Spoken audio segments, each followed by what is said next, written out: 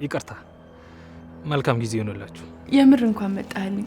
ስለመጣ በጣም ደስ ብሎኛል። ወዳጄ ማርኩ ልጆችን ጫፋቸው ከረካቸው እንደምገለው ነገረው። እባክህ ለምን ልቀቀኝ? እባክህ ልሂድ። ልዩ ለምንድን ነው እየሸሸሽኝ ያለሽው?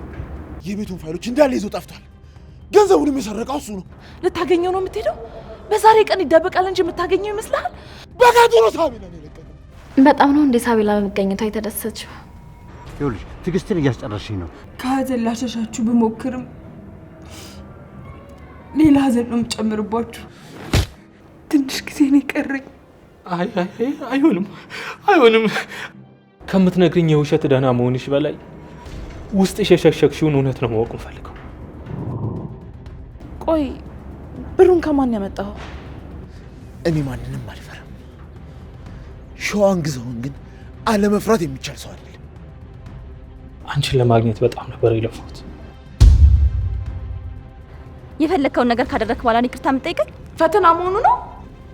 ፈተና እንኳን አልነበረም። ማርኮ ምንድን ነው? ልጆችን ይዟቸዋል? ካለበለዚያ ግን ለሚመጣው ነገር ተዘጋጅ።